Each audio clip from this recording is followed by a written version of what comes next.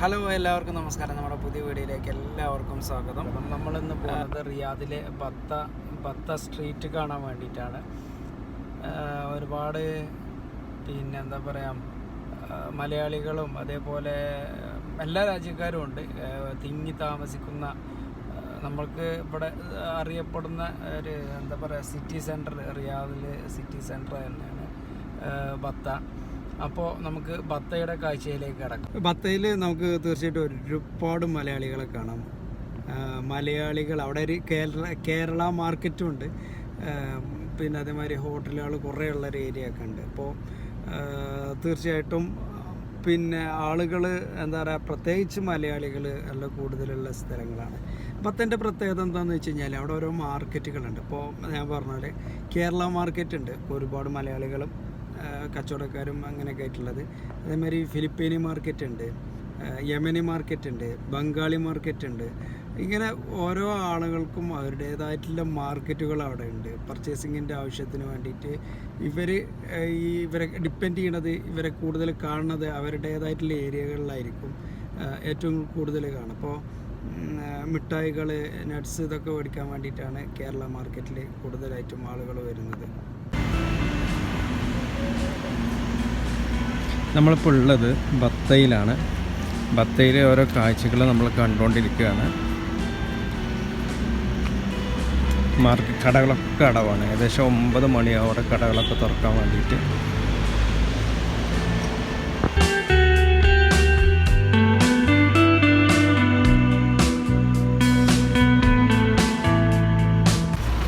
റിയാദിലെ തന്നെ ഏറ്റവും പഴക്കം ചെന്ന ഒരുപാട് ആളുകൾ വരുന്ന ഏറ്റവും വലിയ ഒരു മാർക്കറ്റ് തന്നെയാണ് ബത്ത മാർക്കറ്റ്. ഇപ്പോൾ സമയം രാവിലെ 8 മണിയാണ്. അതുകൊണ്ട് തന്നെ തിരക്കുകൾ തീരല്ല. വണ്ടികളൊക്കെ ആയി തുടങ്ങുന്നുള്ളൂ. ചൂട് കൂടി വരുന്നേ ഉള്ളൂ.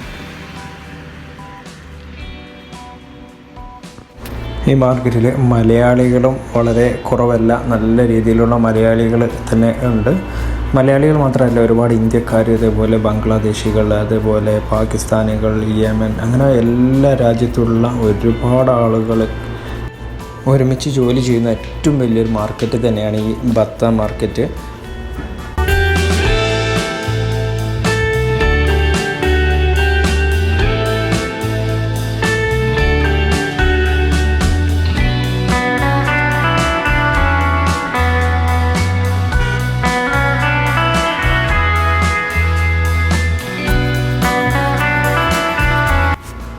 ഏറ്റവും കൂടുതൽ വിദേശികൾ ജോലി ചെയ്യുന്ന അല്ലെങ്കിൽ പർച്ചേസിങ് ആവശ്യങ്ങൾക്ക് വേണ്ടി വരുന്ന ഏറ്റവും വലിയൊരു മാർക്കറ്റ് തന്നെയാണ് ഈ ബത്ത.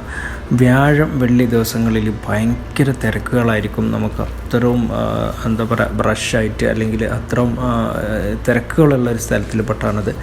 ബാക്കിയുള്ള ദിവസങ്ങളിൽ എന്ന വലിയ തിരക്കൊന്നുമല്ല. അതുപോലെ രാത്രിയിലും ജോലിയൊക്കെ കഴിഞ്ഞിട്ട് ആളുകൾ ഇതേപോലെ പർച്ചേസിങ്ങിനൊക്കെ ആയിട്ട് നാട്ടിൽ പോകുമ്പോൾ പർച്ചേസിങ്ങിനൊക്കെ ആയിട്ട് ഒരുപാട് ആൾക്കാർ വരുന്നൊരു സ്ഥലം തന്നെയാണിത്.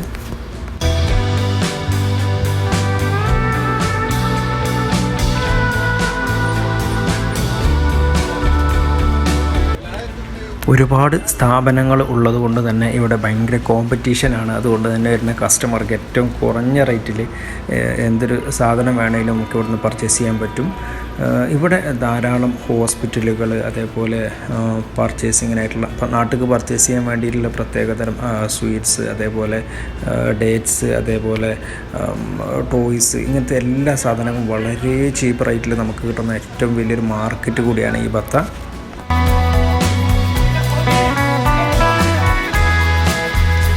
മാർക്കറ്റിൻ്റെ പഴയകാല ആ പ്രൗഢിയിൽ തന്നെ മാർക്കറ്റ് ഇന്നും നിലനിൽക്കുന്നുണ്ട്.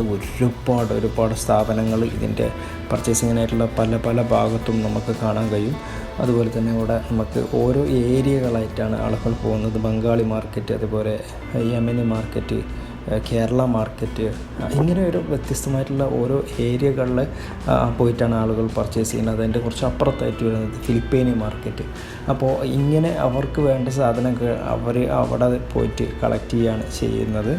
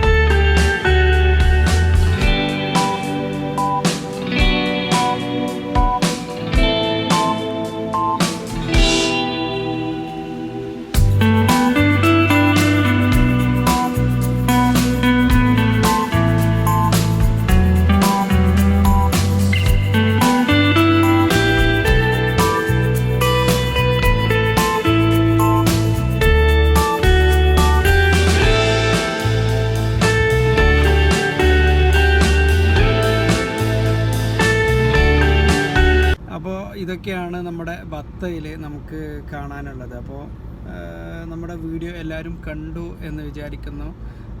നിങ്ങൾക്ക് എന്തെങ്കിലും അഭിപ്രായങ്ങളുണ്ടെങ്കിൽ അല്ലെങ്കിൽ നിങ്ങൾ വന്ന ആൾക്കാരൊക്കെയാണെന്നുണ്ടെങ്കിൽ ജസ്റ്റ് കമൻറ്റ് ചെയ്യുക.